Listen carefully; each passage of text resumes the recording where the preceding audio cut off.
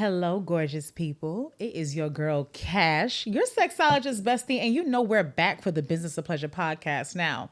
We have been kicking it off this Masturbation May, and our BK people came through and gave you some real spicy stuff, but we're going to keep that momentum going. You know that this is the place where sexy meets success and where we put the fun in funds, but we also get a little raw, a little dirty because, you know, that's what pleasure's all about. But I don't want you to get stuck there because over here, pleasure is not just defined in sex and all the things that tap into that side. It's also about things that just genuinely bring you joy, healing, peace, serenity, care. And so anytime we have these conversations, you know we got to think about who are going to be the best people for you guys to hear from. Now, I want to make sure I edify this beautiful, gorgeous woman perfectly because I need y'all to understand how layered this woman is because when she starts talking, I need you listening. Okay? So today's guest is Aysha, Coach Bellamy, put some respect on her name, okay? A retired disabled veteran who turned into a liberation coach who is out here getting people up and going, excited, rejuvenated, healed, and definitely to the pleasure point, all right? We'll talk about that a little bit more. Now, she's also an author.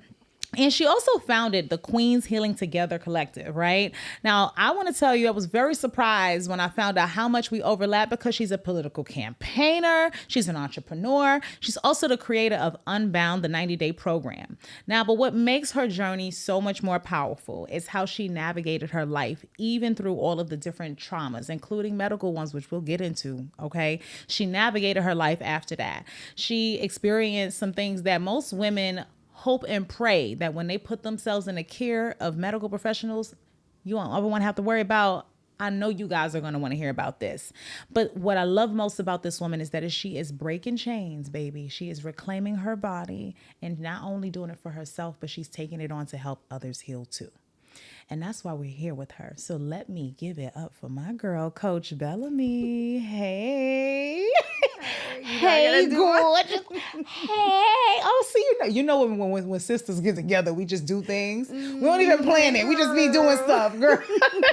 How are you, first and foremost? I am good. I want to thank you. I want to thank you. First of all, this woman came near and far to be here for this conversation. I want you to know I appreciate that. Yes, thank you so much.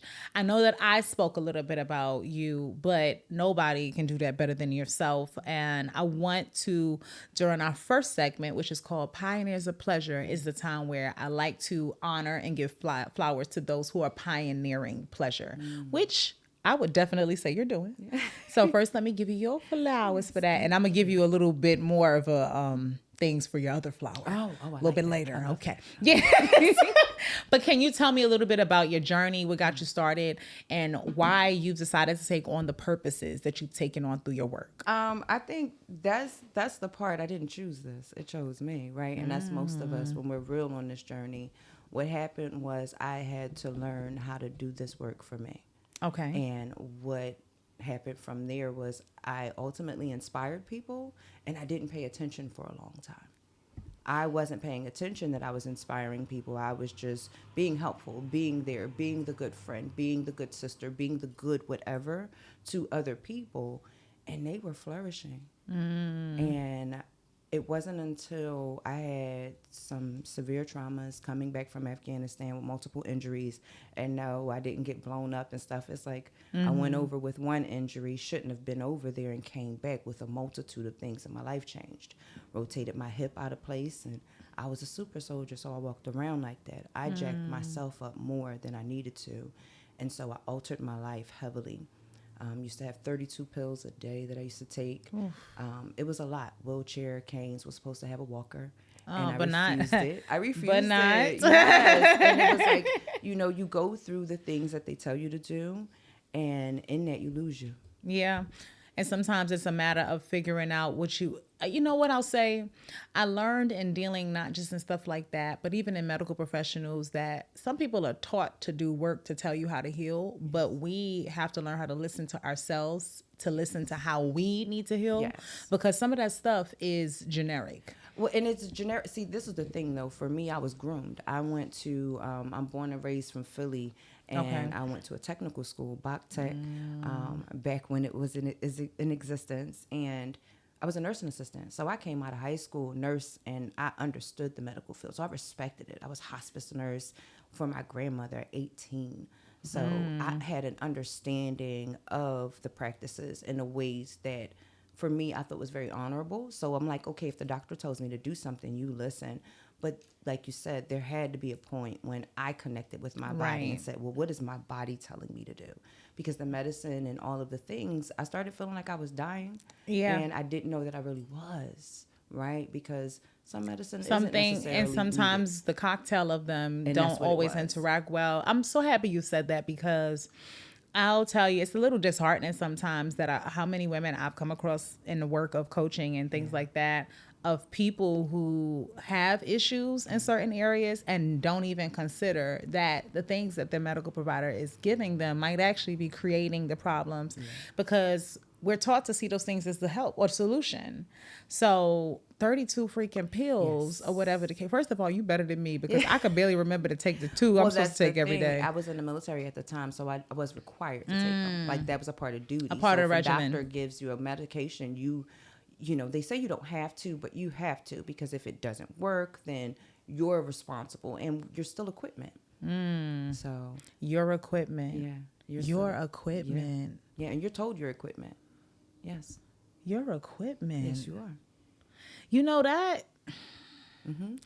It's so funny you say that, because that makes me think, when just hearing that right now, I just had to sit with that for 2 seconds, because that ain't the only space in which we sometimes become that. No, but for sure. we're not always told directly that that's what we are. But for a lot of people, we end up becoming tools, especially as women, for someone else's care or survival or whatever. Or like you said, healing a bunch of people and not even realizing that you're doing it. I always tell people when they ask me about getting into this, that for me, I took my passion. I just got passionate about what I was doing. And like you said, for myself, not, you take for granted the impact what you're doing for yourself is having on others, but something that's minimal to you is the world to another woman. And one of the things that I learned was, okay, I got to take my passion. I made it my purpose. But then you got to take that purpose and make it a paycheck. Okay, let me just get you out of that. Because it's hard to do this work without finding ways to generate, like coaching. You have to find a way to feed the passion. Yeah. So, but what you said about being equipment, I want to live there for a quick minute, right? I happen to know, from just the brief conversation we had about what you experienced, right? Being treated like equipment, being treated like a tool, then your body wasn't treated like a human.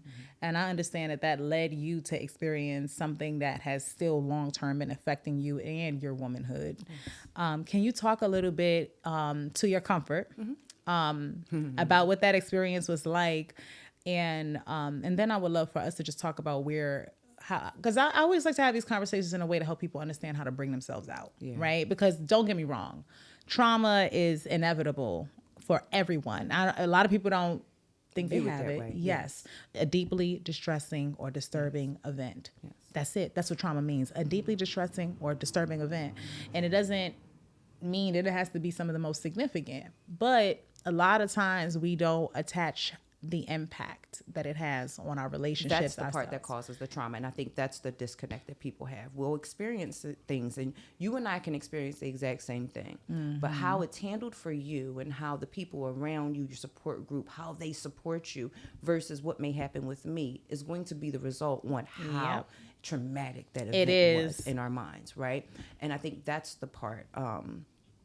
And what you're talking about was something that was extremely traumatic because of how it was handled. When I was still in the military, freshly, as soon as I came back from Afghanistan, got back with the love of my life after being apart from him for 11 years and got married. And like anyone, you want to extend your family. Exactly. And we were ready to extend our family, but my tubes had been tied from my previous marriage. So I was going to them and ready to get the tubes untied. And you're answering questions. And this is one of the things. There wasn't a problem. So just before I say this, make it clear, I wasn't experiencing problems. I was answering the doctor's questions. And sometimes when we're doing that and we're being very upfront and honest, the doctor can then create an issue that may not necessarily be there, right? Because other follow-up questions were not asked.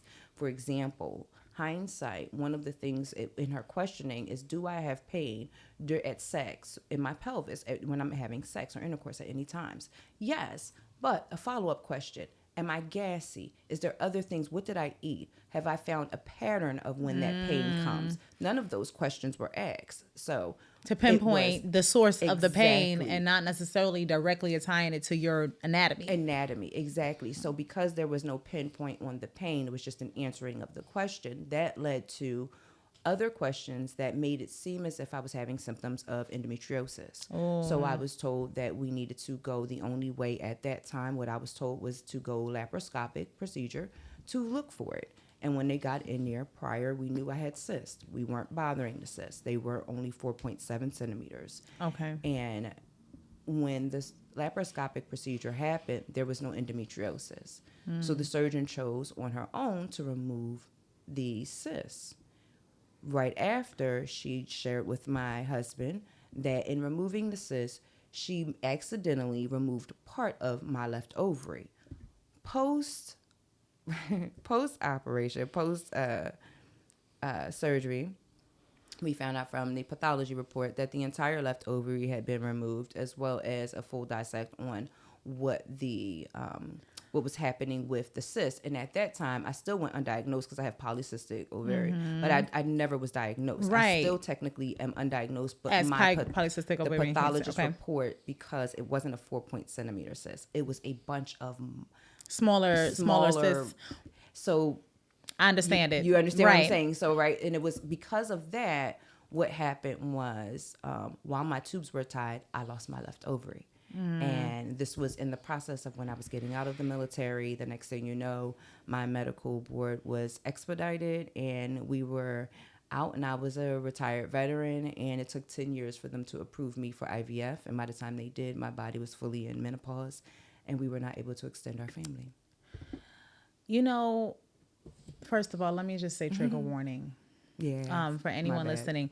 No, it's because I always say this, right? I've experienced a basket full of traumas, Yes, and I always think it's great to get to the point where you can acknowledge it, but not be traumatized by it any Yes. longer. But hearing what you experienced, right, and just thinking about how many decisions happening while you were in an unconscious state, you closed your eyes one woman and you woke up learning that you are now dealing with a new reality, and that happens to a lot of us, yes. Right? I've experienced reproductive traumas as well. And I think the bigger part is that womb area and how essential it is, yes, for women. And overall, how we show up, our creation. A lot of people just attach it to children, but it's just overall, this area is a source of birth. Yes. So I can't even begin to imagine emotionally what this was like for you and your partner, and the strain that it could have even had on you guys. So a lot of couples go through things like this, and some of them don't come out. Yeah. How did you guys navigate the emotional roller coaster that came with the repeated news of things that were completely against the plan that you guys had for your life? I am a vomiting communicator. I'm going to talk even when you don't want to listen. Mm-hmm. So what happened? Anytime women say something like, I'm going to talk, it's always going to be a man somewhere not too far co-signing. Every time. And you know what, though? This is the thing, though. I'm okay with that, because I think that I recognize that even as a coach, I'm a liberation coach. It's because I trigger.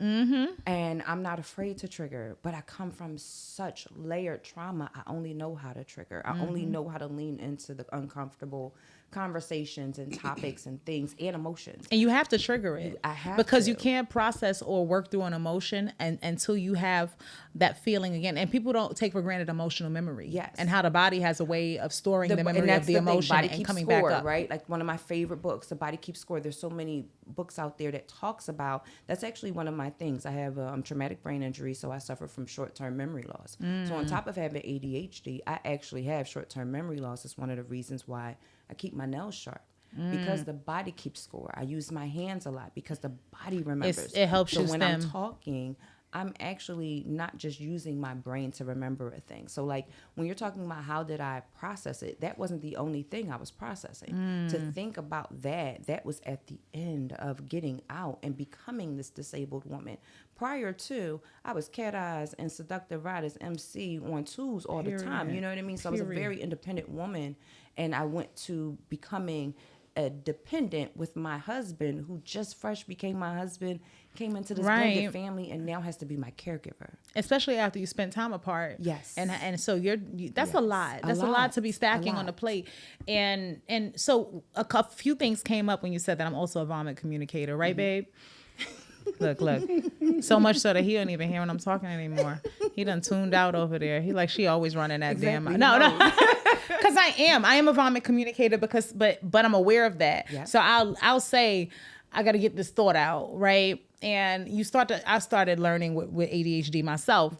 I got to surround myself with people who catch everything I throw up and that are good at making it like organizing it. Because for me, I have it in me. But it's great that you're open to being a vomit communicator. There's a lot of people watching who are afraid to speak in these types of circumstances, and they don't realize how much they trap in their throats. That's also why you can't gag. That part, I was getting ready to say, that's who I used to be, though. I used to make myself mute. That's why I'm a vomit communicator now. Again, I'm a child of trauma.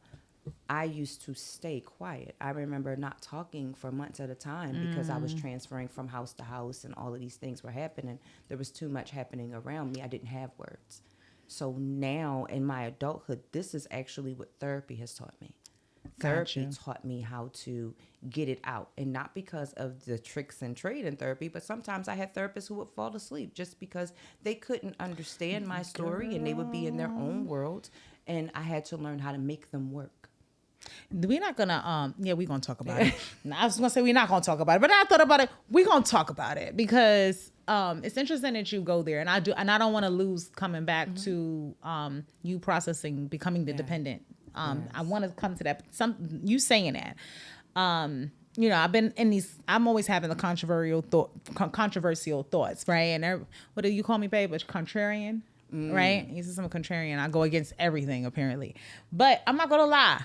Sometimes you can't make me go along with something that just don't make sense, right? And so if you can make it make sense, then we can have a conversation and I can explore it. But if you can't rub, for lack of a better term, shit in my face and tell me it's perfume either.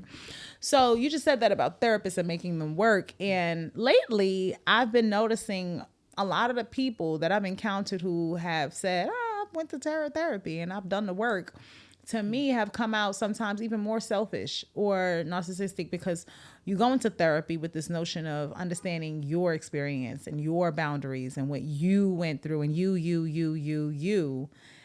I find that a lot of those people haven't figured out how to coexist around others because they understand themselves, but they don't understand what they're projecting.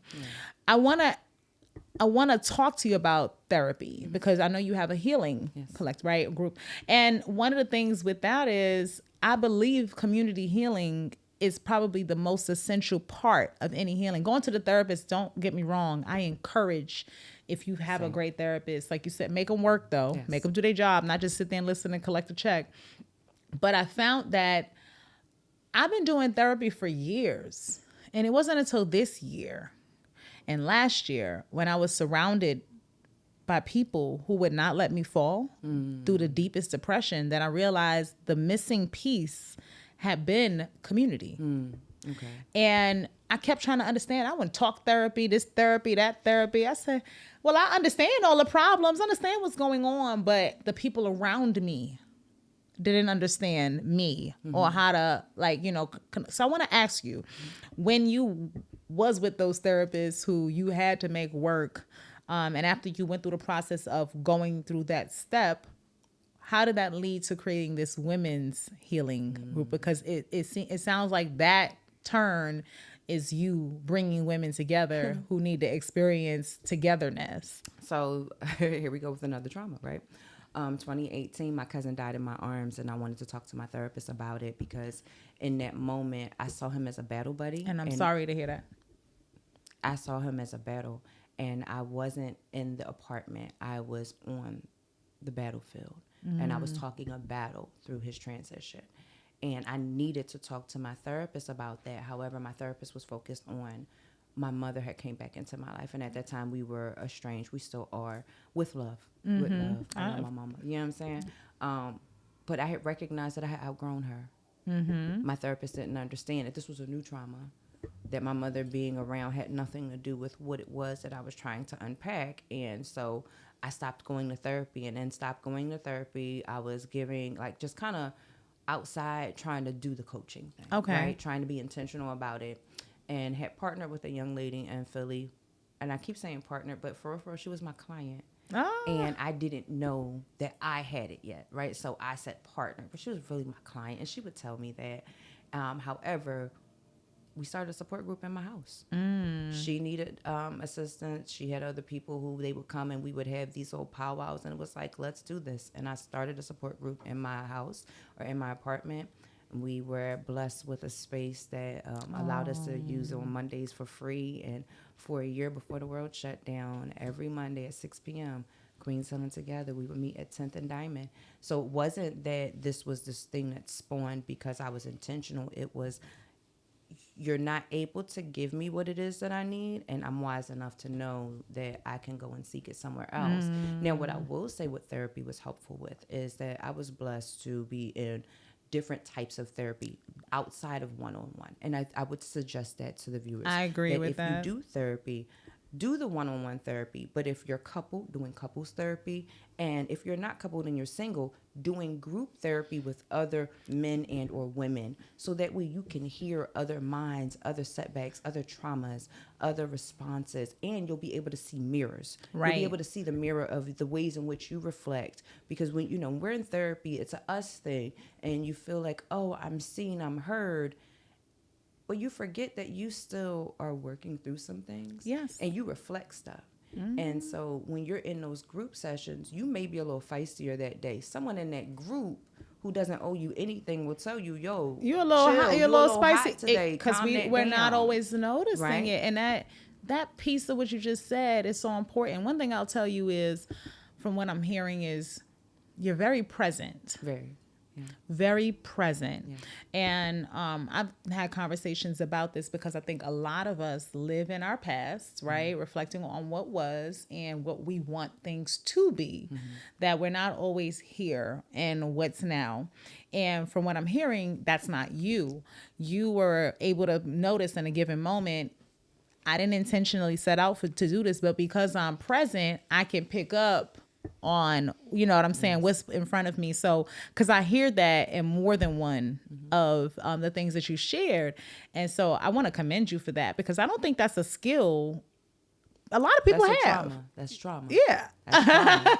And I'm there. I'm one of those people that like could go through the world and back and get there in that morning. I'm like, but I'm here. Yeah. I'm here now. I'm here.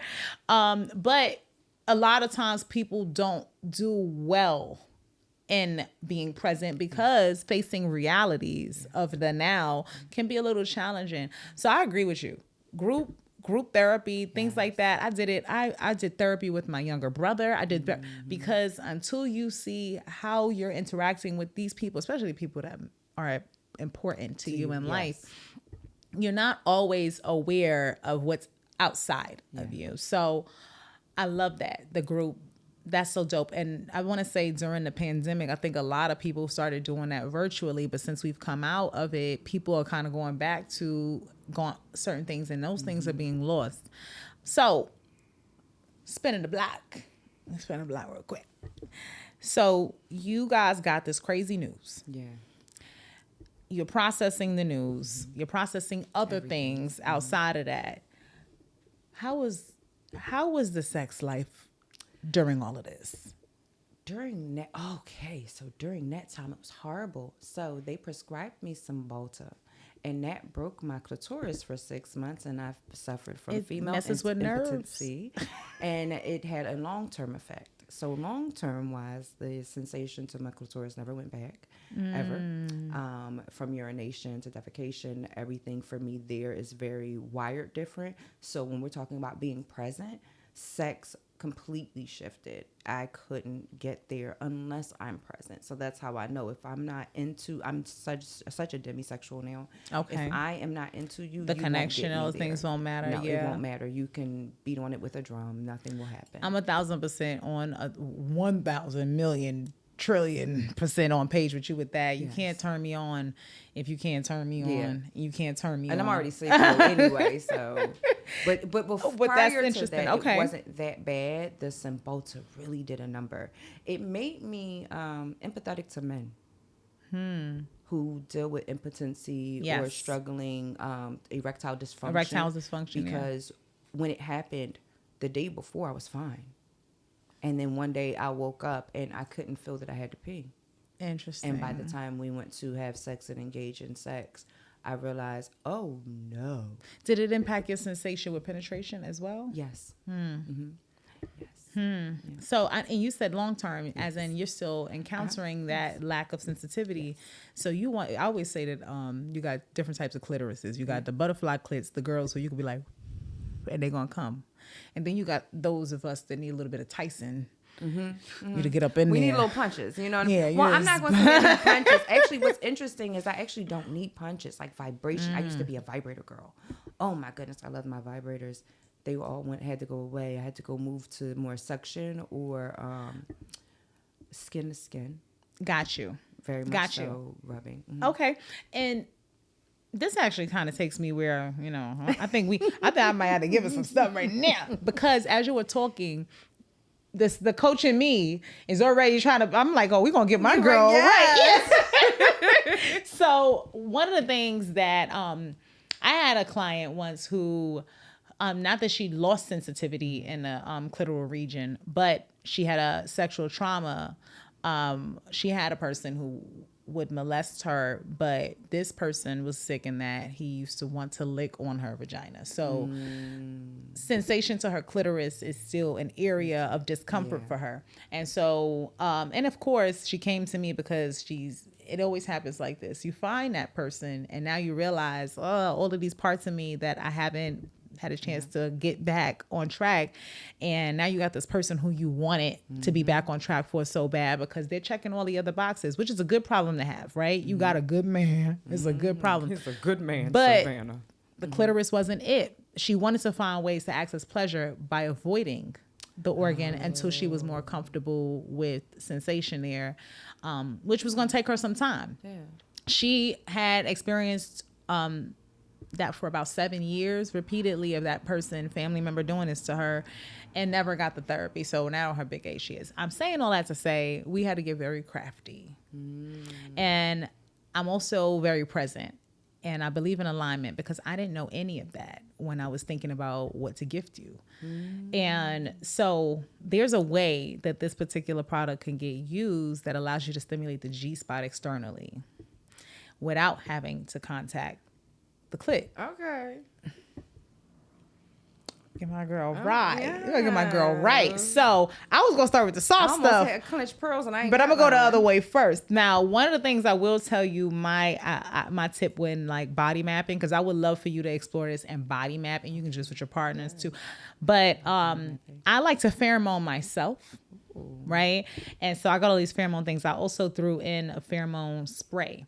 And so what I recommend is after you get that nice sensual cleanse session, bathtub, shower, whatever session, I, come out moisturized, and then I hit myself with the pheromones in my body. Once it starts to really soak in and my own pheromones start to fill the air, it's actually a little intoxicating, and it puts your mind in this sort of like, you feel sensual. Okay. And so what I will say is I've noticed that it helps the sensitivity and the receptors in your body and in your skin just activate a little bit more because your sense of smell is creating this euphoric kind of calm. Right. More, yeah. So now everything feels a little bit more heightened. So this is why I pheromone myself, because I am one of those women who at different times need a lot or can take a lot. Not always need, but can take a lot. Okay. Sorry, baby, because you be having your work cut out. But the reason why I say that is before doing that, then, hit it with a little lube. This is one of my favorite lubes. It's a cherry vanilla lube, but it doesn't have to be that. It can be any lube that is water based, right? And if you don't have one already, then you're gonna take care of that. But this I want you to open, right? I've already taken the plastic off to make it a little easier. This is called Make Me Over, right? The reason why I like Make Me Over, I call this one of the OGs at Bedroom Kandi, because this is probably one of the first 5 toys to ever come into the collection. Because if you remember, more than a decade ago, pleasure conversations weren't very public. No. So a lot of the toys that were designed for the company back when it started were designed with discretion in mind so that people could feel like they can, So literally this is the toy, first of all. I'm seeing that. It looks like an extended clip, like I'm about to do my makeup. Exactly. And that was the design intention. So and that they got a mirror. I could pussy gaze. You could look at her. You could. I love pussy gazing. Isn't it? Yeah. I mean, see, now you see where we at. But if you have it in your bag and you do need a quick mirror, you got one. So I'm happy get familiar. It's got a nice band that straps straight to the hand. Yes. Side note, when you're, you know how sometimes when you're having penetrative sex and your partner still wants to, give you other sensations, they can also strap it on their hand while penetrating and be going across the nipples or coming through other parts. But there is a specific part of the body I want you to try it on. Okay. And I think you can try it from that seat. Okay. So I'm going to power it on for you so you can see how to do it. With each of the toys, you just press and hold to power on the plus and press and hold to power off the minus. 3 seconds usually does it. We do that so that it don't cut on at the wrong time, but it also don't cut off at the wrong time. So I have it on low. Let me ask you, as far as vibration, are you someone who likes high vibration intensity on your body skin? Oh, my body actually, I like medium. Yeah. So I'm gonna start you on low, but to dial it up, all you got to do is tap the plus. Okay. And I want you to take this and not at the clitoral region, but the fupa region right here. Apply pressure. Oh, you dirty. You feel that? I do. So now take it up a little. Oh, wait, hold. And then you can just, it's right there. You literally, Oh. Can you feel that in there? I actually can because it's not on the actual clit. Right. That's why I said it's going. So I like to say with that one, right above your clitoris and the fupa region, and this is for the viewers to know, it's the area that we call the mons pubis, but it's the same area where your pubic hair grows essentially. That area is the external location of your G-spot, right? So if you think about it, if you go in with the fingers and you push forward, you're pressing up on this part. So if you want to tag team the G-spot, right? If you're getting penetrative pleasure and then you apply pressure or massage right there with vibration, is going to take it more. You're basically pushing the G-spot down onto the penis, making that sensation in the vaginal canal. That baby going to just pass by the G-spot even more. And now you're getting sensations from the inside and the outside of the same part of the body. Now, my the reason girl gonna talk more. She already a communicator. It's very relaxing. Now, also, if you are doing oral play, if you lick at lips, if groceries. How about if on men could I like? I was going, baby. Yes. Like you already see it under the yeah.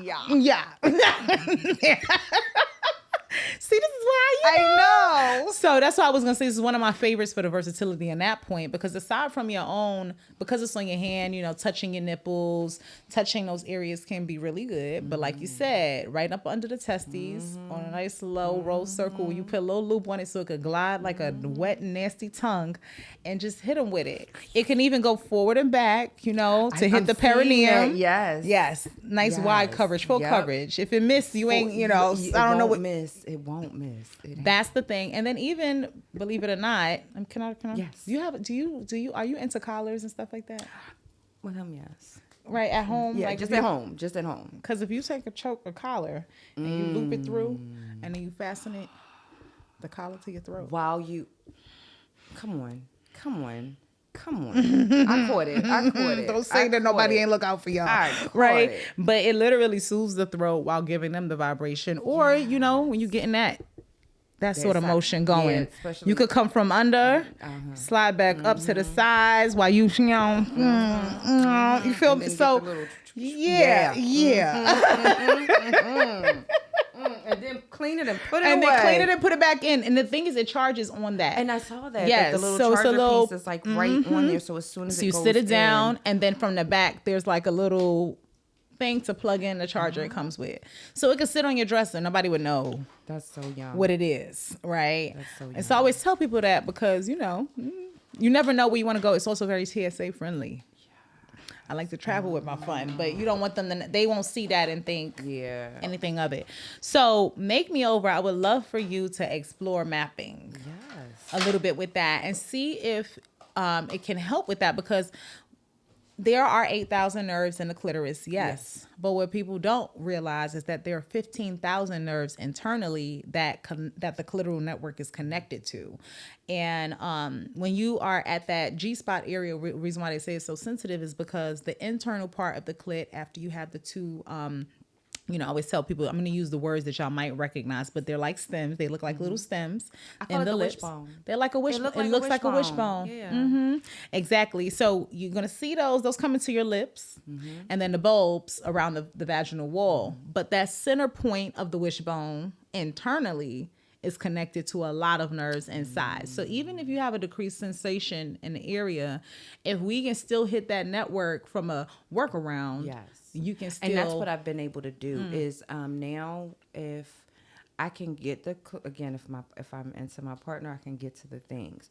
But if I just press in, I can actually give myself the clitoral stimulation sensation. From inside, And so that's wide too. That's what another thing I like, because it's so wide that you know how some toys you got to try to find the right. It's just there. I also like it for massage. So if you clean it, you use it with a massage oil, you can come on your hands, up the back, up the neck, up the shoulder, on yourself. Even if you have areas that you get regular pain, knees. I have people who use it for their feet, arthritis, all kind of stuff. So we repurpose, you know what I'm saying? I like to get a lot of use out of things. So make me over. That's yours. I cannot wait to see me too. what, you know, it does for you. And then the pheromones, that's yours. This is called French Kiss. It's from the Seduce Me collection. It works best on the skin direct because it'll take to your natural pH and your natural, you know, environment to kind of pull your own pheromones out. But it also is nice on the sheets, like on a pillow when you have sex. If you spray the sheets with it, you roll around in it, you know. Yeah, and it makes the both of y'all sheets, pheromones just gonna come together. Y'all gonna create your own fragrance. Child, so it get real. Yeah. Don't bring it out. You said that word, baby. That primal word. Don't. I like the grr shit. You know what I'm saying? Can you get a little growl from, you know, since you want to be. We know Tahoe back there because he threw his 6 cents in 2 seconds ago. But it's nothing like when a man growls. I ain't a growler. You don't got a growl, Tahoe? That's about what I got. Not a hit dog. Sound like Not a hit dog. Dog got hit on the. No, but it's like, you ever had, you know, when a guy is really into it, when they lose themselves and they slip out that mistake and like, you know, it's like, oh, okay. Except for my very first time with a growl, I actually did a trash can time machine and did that as an episode where I talked about my first growl. I wasn't ready. Oh, it kind of threw you off. I wasn't ready. Got through you because he went there. Was it a good? Was it a growl? It was a growl, and he was from the back, and I was like, "Who's coming in?" Oh, so he over there. I was yeah, and I was like, "Oh my god!" You still trying to stay present, and I was already disconnected because bro kept his socks on, and I wasn't sure why the socks was on. So when the growl came, I was like, "I think my kid's calling me." Can we talk about the socks, guys? I mean, men in the room. There's 3 guys. The socks on during sex thing. What you know? Not my guy. No, baby, I already. Yeah, I know we. Yeah, my Tell guy. how you keep your socks on. I do keep my socks on. Why? Why? It feels like, I don't know. I feel naked when I got my socks off. It just feels It comfortable. don't make you. supposed to be So when naked? you behind it, it don't make you slide or nothing. Like Nah. y'all got the Sky Zone socks or something. Now, I have don't you know ever about. had the Timbs? I had the Timbs. The Timbs. First of all, I had one guy, because you're not gonna lie to that. One guy put on his sneakers and whatever, because he's like, I need some grip or whatever. But now what I was hearing as it was backing him up was the scuff of the sneaker against the like the. Oh no! I was like, No, he should have put Tim's on. Them Tim's gonna grip. They grip that flow. The Tim's grip. You like So the even- Tim? oh, It's a little thug. Oh, it do something to a me. I little don't know why. something. Okay, you like a little squeak. A little screech. All of us like when we know that they got it in them. We all like when we know we You know. we want to know that if it push, and it's Push not comes even shove. necessarily all the other activities that come with No. it. It's more so the persona of you not being a back down Yes, kind of. no. All right, we're on the same page there. Okay, all right, I'm not bugging. Okay, and then so I know I got to get you a lube. I want you to try this and tell me if you like it. It is Okay. vegan. Okay. Right, we keep all of our lubes very, very natural. All of our products. I eat it. You can. It's edible. So this is good for like. Ah. You just hit. Now, I personally, I've said this before, I've given this tip before. I personally hit a low in my mouth first. Get the mouth, because I don't have time to do all of that extra first 3 Your mouth drives. doesn't get Automatically my oral watery. Fixation hits. Gets it, you, yeah. yeah. But you know what it is? I like the sounds and the Same. so Yes. it gets it nice and Yeah, So when I first go down on it, it's automatically up. Yeah. You know, like it's just is it just sitting in the back of your throat? Yeah. So I like to do that, and it tastes good. So it turns him into a cherry vanilla chocolate bar anyway. like a But there's other flavors we have, but I'm curious on how you feel about this one. This is my demo one. So I'm gonna put a little tip on your finger. That's what she said. Yeah, a little bit on the tip. I'm taking the whole thing. How do you feel about that's it? good. It's not It's not crazy. crazy sweet or It's potent. not We don't add crazy. any sugars. We don't add any sugars. I can tell, and it's oh, it feels good. That's good. It's nice, right? I find that if you're the kind of person who, there are some people whose sense of taste is very sensitive and I've met women who like a man's natural taste is not really the thing they love. And I'm like, I don't feel that way, but I don't mind if you done picked up a few boxes and put them down. Questions on what the natural taste was that they had, because I feel like, you know, It was probably a dirty. that's all. Because that there's was. no way There's you no tasted way. good Yeah, skin it's penis just and you just skin. had that It just- good you're- clean skin clean penis skin. I'm just, in your mouth pulsating, and you were not. or maybe he had funky spunk. That's possible. Maybe, or maybe he wasn't good up under the balls area. Because I I like think to they lick the missed that. balls. Yeah, But you if you had- miss the yeah. balls, And that's if like a they throw miss off. it, Can you yeah. imagine your face under there? They can't even see you. Just catch. I would be. I don't want to, because I like would be a rude. little bit of. I like a little bit of he picked things up and put them down smell on it too. Like I don't need it to be completely fresh. It could. I like. I'm You know what I'm myself, talking it's about? the after gym. Yes. Like, but you had a shower before gym. Before gym, so it's not that dirty. It's- You just a little sweaty. Just a little bit. You was working. salty. You was 'Cause I like work- salt. I but like for a my little bit of sweet, work. you know, Yeah. just a little bit. I'm with you. We here. We here. See, I knew I wasn't alone. No. Sometimes You I are be not feeling, alone. I be wondering if like, girl, are you really this sick? But no. okay. Yeah, It's I just like we that. our wham is a little high. That's And then all. sometimes, you know, when I use the edible stuff on it, whatever, it just adds another element. I like, you know, pick which flavor I want it to be. Kind of like my mouth is like getting A little, juicy. and it stays juicy for. I be trying to put the girls on, because there are those of us, as you can tell, who about this. But for my girls who are trying to get about it, there are tips and things that you can incorporate to help offset that. Now, another thing that I got, because I'm gonna be honest, people, when I see liberation, you're a liberation coach, a lot of people get misconceptions about being liberated and the crossover between that and sometimes incorporating bondage, right? And the freedoms that can also come with it. Are you someone who enjoys restraints, I do. things like that? Okay. I do. I am a rigger. I am a rope bunny. Yes. I'm such a switch. Yes. I love that. Okay, perfect. I'm telling y'all, I was thinking about my girl. So I had this BK stocking in my house. I always keep these things around. Ain't it cute, y'all? Y'all like that? It's so cute. We usually stock them around like Valentine's Day or the holidays, like, because they're good gift stocking thingies. So, but also like when the holiday season comes, you can feel free to turn it into a decorative item. It's like Mother's Day, period. Okay. Right. So what's in here first and foremost is, because I happen to have been in spaces with this young lady where I know we both into certain things. So I did get our dungeon nippies. Yeah, you already know. Yes. Yeah. Nice, sexy little. It's simple but sexy, and they hold really well. Really, They hold okay. really well, and they give good coverage. Okay. Because how all of us I'm girls, a big, yeah, the different areolas, right? I found that it gives good coverage for different sizes and whatnot. And most of the time, they're not staying on anyway. So I also threw in this here in the bag. I'm gonna come back to this real quick though, but I want to get to this. So one of the things that I tucked in here is called Fit to be Tied. Oh, Right. And let you go ahead and you can open and feel it and get a feel for it. It's a nice texture. Fit to be Tied is a 4-corner bed restraint that's adjustable to any size bed. really? And you can have it set up under if you want a trip, or it can be set up in like 0.2 seconds. I think the last time I put it on a bed was in Tennessee. This is You literally, great. This is it's a good quality. yeah. It's a good quality. And then you'll see 2 sizes, ones that are smaller and one that are larger. The ankles are the larger one. And then the wrists are the top. And then what I like about them is they're detached. But let me show you one thing. So aside from that, these are gonna strap to you via adjusting the Velcro. But these can they'll attach to each other, and then these can also detach from that and be used for other stuff. So That's what I saw. You could I clip already it saw it.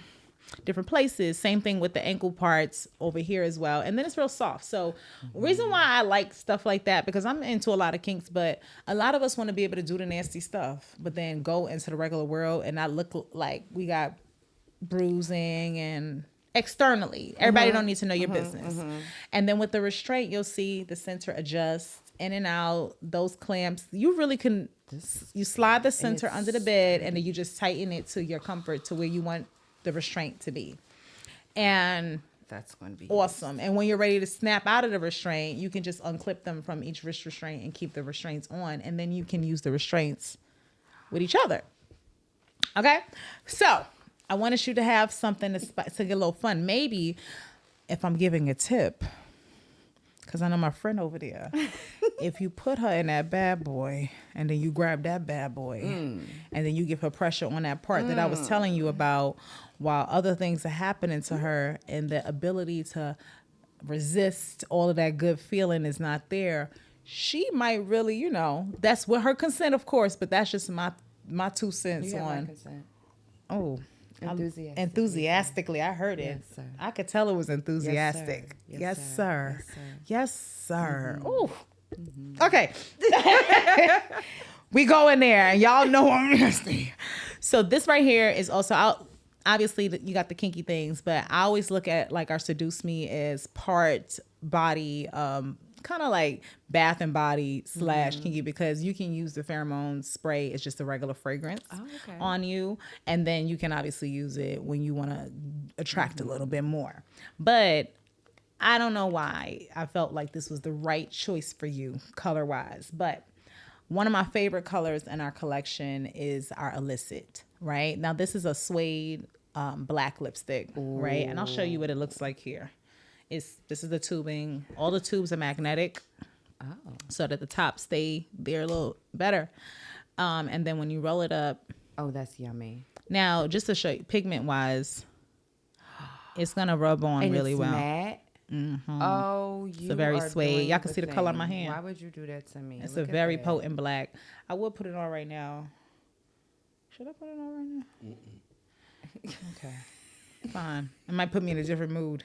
Yeah, it might. Something about this makes me That's very dungeon. dominant. Yes, Yes. it's very dungeon. I think my more submissive colors are the reds and the lighter, the hues or the neutrals. But when I put on a black lipstick, it makes me want to spank something. For me, if I have on a red of any sort or a black, a I power. am in very much so madam. Power color. Yeah. See, you know what I'm saying? But this for sure, this black is definitely not going to put And me it's in so a... pretty. Yeah, so maybe this ain't the color for when you restrained. But with those nippies, I felt like the black on the nips, black on the lips. Come on. Bars. Anyway. Oh, it's one in here. Yes. Oh, sorry, baby. Yeah. So that I felt like could give you a nice, if you came home and you was already ready with the corners there and you had the nippies on and the black lipstick, maybe, or maybe you the one getting tied down. Who knows? He doesn't let me tie him as much. I get tied. But Let me offer this thought, and y'all could talk about it later. Okay. Right. The one thing I will say is because they're Velcro restraints, the person who's in them really can remove them at any given time on their own. Unlike metal or any of the things that someone else has to undo for you, you can really undo it for yourself because, and this is what maybe the liberation part, right? You're only supposed to be in it by choice. Yes.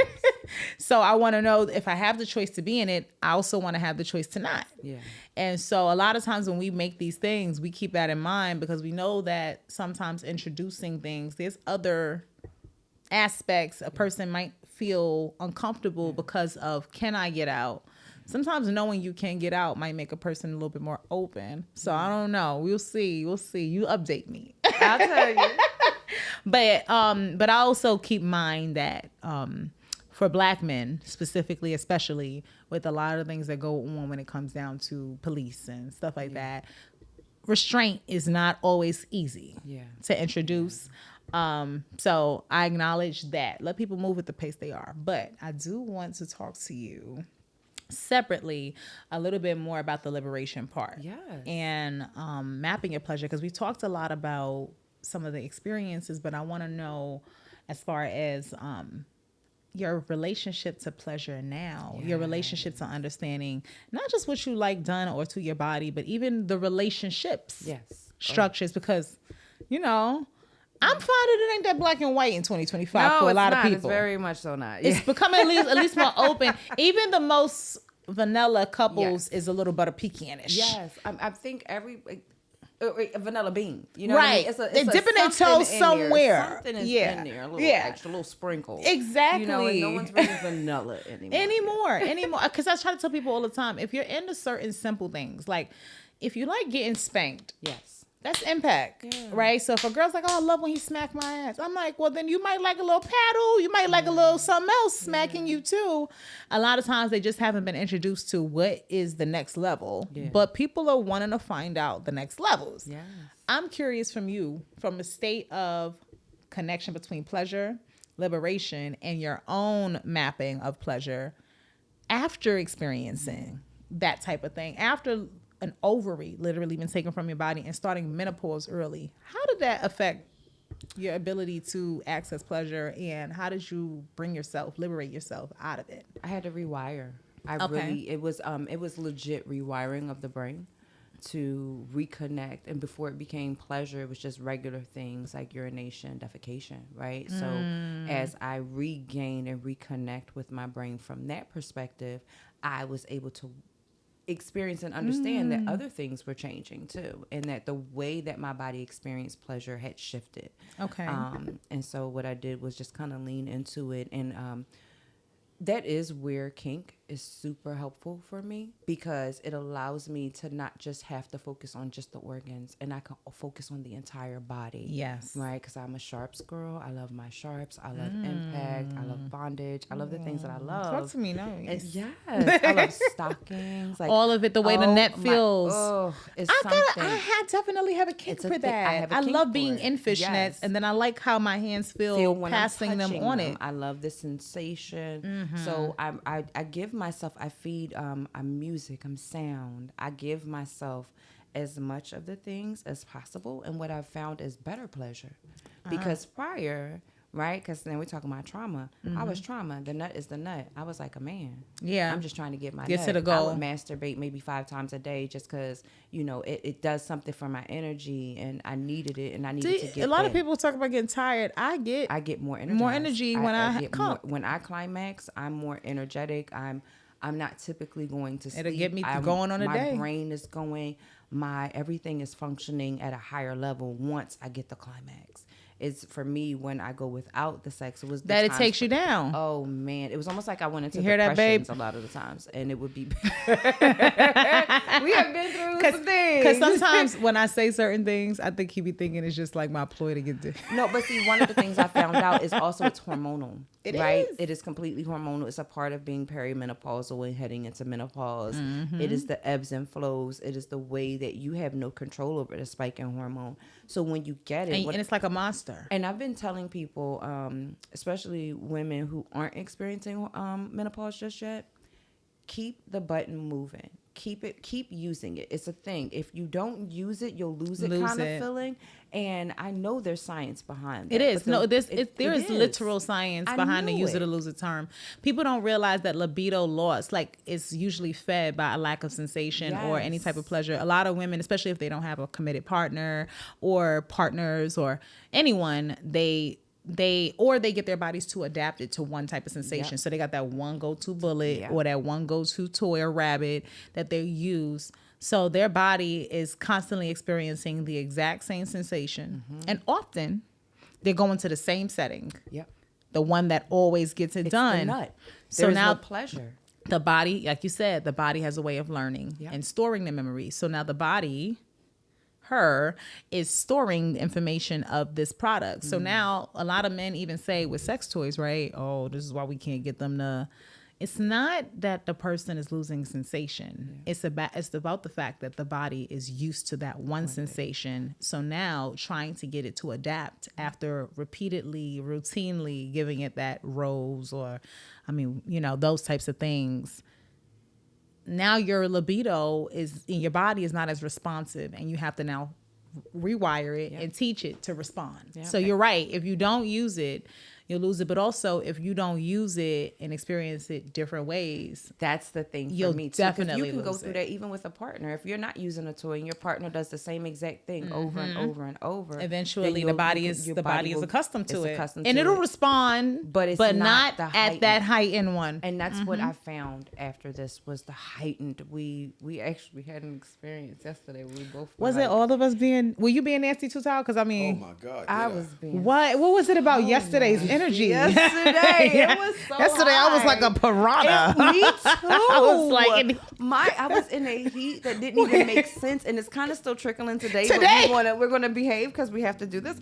No, for real, it's a It's there. real thing. It's the air, it's the energy, and we both. I was like, that was a new level. I and was like, did love we just that. end the retrograde? I didn't know what was going on there's no because I want to retrogrades. say I felt like it was a very feisty.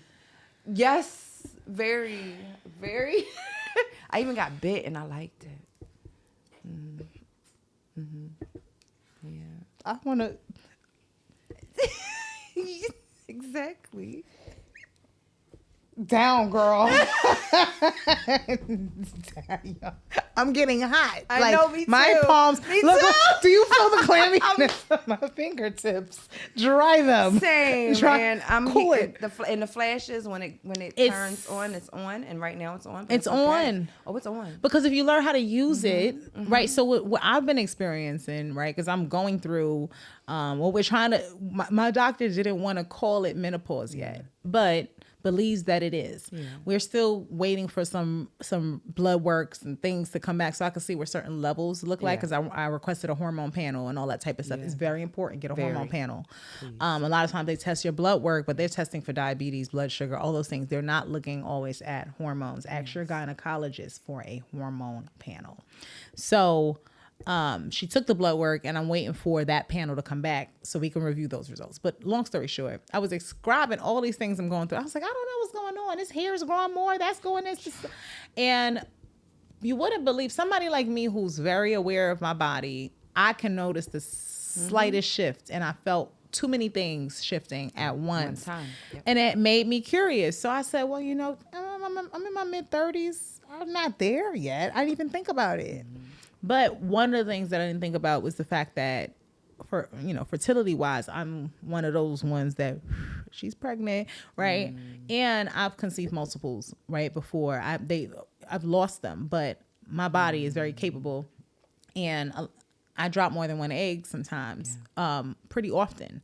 So it never occurred to me that I didn't realize how quickly I might be going through my supply of eggs. A lot of people don't realize women are born with the eggs that they gonna have, and throughout life, and every time we get that period, we're going through You'll that get process. so many follicles that basically it's the follicles, right, in your body. Because like my body will develop follicles.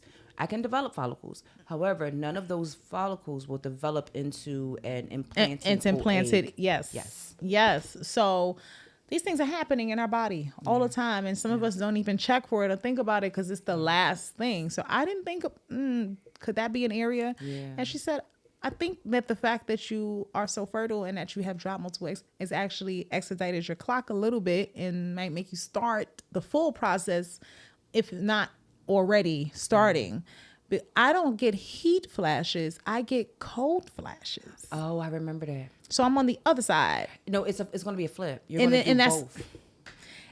Welcome. I'm sorry. That was really rude. No, you know what? But I felt seen. Yeah, I no, did. for I did. sure. I felt seen. The cold, they'll have these bouts of like extremely Extremely type cold. feeling. Yes. And everyone else is hot and you're freezing. But what will happen is one day you go from that and you'll have a cold flash that ends up in a heat. Oh no, you have a Jesus heat Christ. flash that That puts you into a cold flash Yes. after. It's insane. The temperature. Yeah. So temperature play has been a big deal for me. Yeah. I'm happy that I have a person whose hands are naturally temperature play. Ooh. Right. And it's helped. But it's crazy because I noticed, well, since I've been experiencing cold flashes, instead of like succumbing to the cold, I've been using it in my pleasure. And now him surging the heat amplifies everything for me. After I come, I'm over there like I'm in the Arctic cold. My body is like, Oh. but when I get hit with that heat, it's almost like a restart to the engine, and my body just goes. It's like the lotus flower blossoms in the spring, and I'm ready to slobber knob again. You know what I'm saying? So, Hello. It's the oral fixation just hit a little bit. it definitely No just big. hit. It happens to the best of us. It did just It now. does. Mhm. So yeah, so it's crazy. I've noticed, like you said, those swings. And a lot of women going through menopause see all of these things and they process the negative of it. And I'm like, how do we make this work for us? When the heat flashes come, I'm going to tell you how I recognize I've correlated when I am aroused versus when I'm in heat. When you're versus in So it kind of so since you're getting heat flashes, if you're in pleasure and if you were using, let's just say, a lube, because I'm trying to figure out which one I want to send you. But now I'm thinking, ironically, the warming lube, right? Now I'm gonna tell you why. Even though it sounds crazy because you're like, I got heat flashes. Why would you hit me with heat? because it kind of has a cool. It's menthol, and the heat generates from the friction of sex, but it goes on cold. I think I might like that. I got you. I got you. I know what you need. Okay. I love this conversation. Yes. So I want to just, first of all, let me say to you, I appreciate your openness. Yes. Because I feel like a lot of the topics that came up in this conversation really just blend to what a lot of women are constantly navigating, and men. Yes. Before we go, I do want to spin to them. And you know what? I'm going to tap on my guy in the back real quick, because as I'm talking through all of this, it makes me think about how difficult it must be for them sometimes to pick up on when those swings are happening, when those hormonal fluctuations are occurring that we have no control over, and how to best help them be and show up and be present for us, but also our own awareness so that we're also being able to show up for them still through it. Do you have any potential tips on communication or ways that you can navigate those things that you might offer a viewer? And I just quick question to the guys, in the room. Do y'all feel lost? Like, do y'all That's a great question. Does hearing this conversation make your brain go crazy, or does it make you feel more confident with this information that you might be able to navigate it better? Guys, Chris, what you got? Right now, she's folliculating. Socially ovulating. so folliculating, guys, for context. He's a I lot. love that. That's what he said. It's just Your little tealing. That's when you know you're married. You got the coach. I got the right one. folliculated. Yes. All right. That's what the show is going Ovulation to will be. Married to come a sexologist, right? Right? Because women go through 4 phases. Okay, follicular phase, or he adds folliculating to make it like Wait, ovulating. that's a real word? No, Yes, follicular. follicular. Yeah. Yes. Follicular phase is the phase prior to ovulation. Typically, you'll notice your woman might be a little bit more flirty, a little bit more playful, a little bit more, she's got a good energy. She's feeling a little bit typically. And I'll say that because if there are other stress factors and things in Yes. play, it can still impact her. But for the most part, she has a greater desire to want to feel good because her body's preparing and revving up for ovulation, which is the period where we're like wanting to attract. We're in heat, quite Yes, literally. literally. Because our body is saying Literally. it's time to do the thing. So second phase, ovulation. But following ovulation, which is the area where most men go through a lot, is the luteal phase. The luteal, or like he says, lutealing. I call it my luteal bitch. I think of lieutenant. PMS. Luteal lieutenant. It is. It's PMS. We call it PMS. But the luteal period, what happens is the progesterone in our body drops drastically and quickly. And so it's a drastic tether from going from one hormonal excitement. And the best way I can describe it is like the body gets depressed because we didn't make a baby maybe or whatever. And it's like, aw. Yeah. And it acts out. And she's preparing for the menstrual cycle, which is the final and fourth phase. So I'm folliculating, dear, you said? Yes, you are. Which is why I'm in heat and a little bit spicy. A little bit. Definitely The playful. only thing is you can't ask her, yo, are you folliculating? You can't say, are you going through that depressive state thing? He does 'Cause it to then me it's- all the time. Yeah. He Yeah. reminds me every day what phase I'm in. No, I will say this: you have to be ready for when menopause really hits because those phases come faster. Come faster. So it's not four. It's still the 4 phases, but that's It almost turns into 8. No, it's still the 4 phases. What happens is like right now I'm at about a 15 to 20 day cycle. So my 4 phases come within a 2-week span. 2-week span instead of versus the 4 30 or weeks. 28 to 30 Yes. days. Huh. Yeah. Oh my God, y'all so complicated. We are. We really are. And that's the reality of it. We are complicated beings, but I think that we all are. And we forget that. And men go through it as well. Yeah. Don't worry. When y'all go through They go through the andropause, phase. Yeah, they go through the phases too. The only Okay. thing is you guys don't actually bleed, but the phases for you are emotional, right? And the ways in which, like, if you notice, you might work out at the beginning of the month real heavy and you feel real motivated. Yep, but towards then the later end of the on, month, you gotta really don't- pull you really yourself gotta out pull the it door. together. You're in your own phases. those are you your just don't testosterone understand it. swinging. Yes. One period is at a Yep. high, other minute Yep. the body is like, yeah, I gave you all I got, or whatever the case is. And it's like that's why for men it's really important for you guys to have some type of physical activity because that keeps the testosterone up. What I'm finding, and I don't know if there's studies to this, but what I'm finding for myself is the more I give myself pleasure and I keep the libido high, the more I help to keep those hormones A little bit at bay. a little bit at bay, so that my waves aren't as bad. when I don't have pleasure, yes, it's I'm bad. I'm worse. It's yes. I'm definitely worse. It's And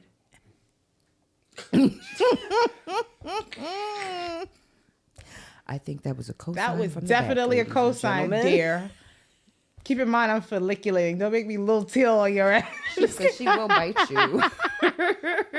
I do. It's kind of, and I think this is why it's important to have the right people. Yeah. Because one thing I will give credit to the man who wants to behind the screen is that he can tell you I'm folliculating because he knows what it looks like, or he knows what it looks like when I'm in my different phases, and he adjusts, and that matters. But I also give him the information. I like to make it easy for men. Period. And that was but for one of my the man, advice. I don't want you to have to figure out. Yeah. I'm going to say to you, yeah, I need a hormonal shift, and we're definitely entering the whatever phase. And I've given him a note of when I'm in this phase, here's what helps.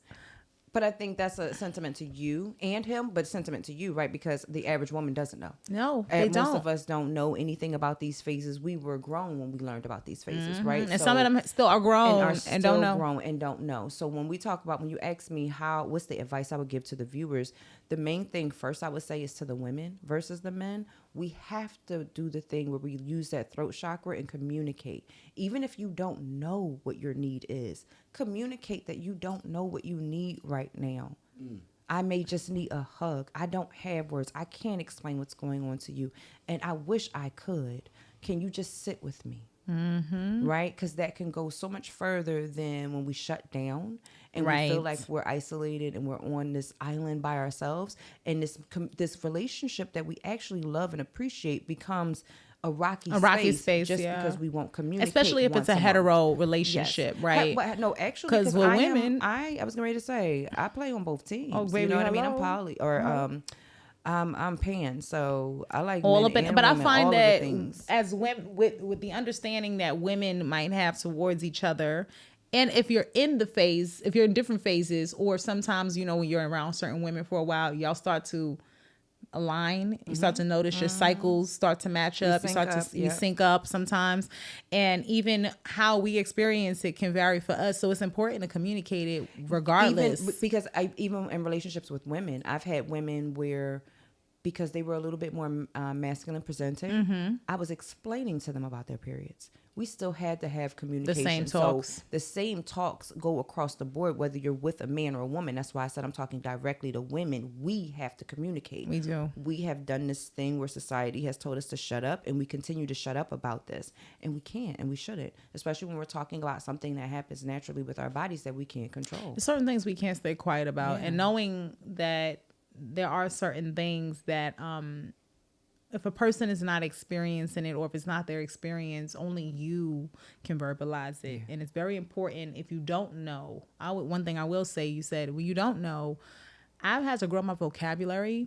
I've had to grow my expansion and understanding of certain things, because I'm one of those people that doesn't like to stay in the lack of knowing. I can acknowledge if I don't know, but I don't like to stay I'm there. not going to stay there. Right. And I think the greater we grow our awareness, we're going to be able to be better communicators. We're going to be able to tell people things. And if you are with a woman, right, y'all are balancing both the swings of our own emotions. And if you're with a man, they're problem solvers. So they don't like problems without solutions. So if you can help hand over a solution, you might be able to decrease the arguments, decrease the whatever. So I love this so much. The last thing I want to ask you to do to the audience, not only tell them how to connect with you, but also Money Making Monday is what we close out on. It's a very short, couple 2-minute segment in which I ask the person I'm talking with to express how they have monetized the business of pleasure, right?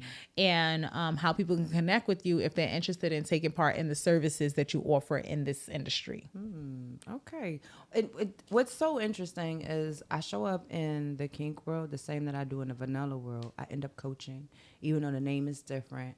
I still do the same thing. I give safe space, because even though people are in the lifestyle, they believe they're liberated when they're not. A lot of people are trauma bonding and connecting through kinks in a very unhealthy manner. Very much they so. are feeding a kink that connects with their trauma Without and they're ever keeping actually resolving the themselves trauma, in perpetuating it. And it's like they don't even know it. So what I offer people, no matter what realm they sit in, is safe space. And I do that on one-on-one basis as well as group activities. So I have on the vanilla side, Unbound, a 90-day program, but I also have the Sexual Shame and Liberation Workshop, where that is for people who have been through therapy, right? I'm talking to the people who have been to therapy, done the things, but there's still a part of it you that's missing. That's missing, and that's the shame that you're hoarding without knowing it. And I help you to peel that layer of shame back in a very, very triggering way. And what happens is there's a beautiful place of pleasure on the other side. I love that. So I'm still the liberation coach, even in the world of sex. I just do it in group settings, different ways. one-on-one. Yes, ma'am. Okay. I have somebody I need to connect you with. Yes, ma'am. And I'm going to share with you later one of the earlier episodes we did on the podcast. Her name is Dr. Tamara. Yes. She goes by Dr. Tamara Rose, like a family member, sister, definitely family to the Bedroom Kandi community. I want to say for the last almost decade, she's been one of the experts, but she's an Ayurvedic practitioner. So she does a lot of things, but your energies are very aligned. And I think with some of the things that you're experiencing and some of the things you said you're still navigating, I think she would be really a great connection. So I'm going to connect y'all, and I'm going to check back in to see if that connection is what I feel like it is. Yes. But tell them your socials or the best, whatever it is, the best way to connect with you. Yeah, the best way to connect with me on Instagram is at mrsbellamy.callmecoach. But you can also just go to my website. Everything is on my website, AyshaCoachBellamy.com. All right. And they can tap in with me from there. I Yes, love ma'am. it. We're going to make sure that you guys get that on the screen and that we put that in the description as well. Because I know there's going to be a lot of y'all y'all who want to Yeah, talk they gonna have more with her. questions. Yes, they got questions. We opened up a lot. We opened up a lot, but we didn't close and we it. ain't closed And a I lot. love that, We might though. have to come back. I don't know. We're gonna listen. figure it out. But I want to thank you. Thank you for your openness, for trusting me. Yes, ma'am. And this conversation, and for being open to sharing this, because I know that one of the greatest healers is storytelling and sharing our experiences with each other. So thank you for that.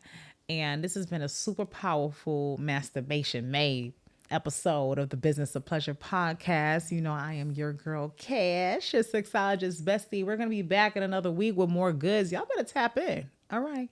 Bye.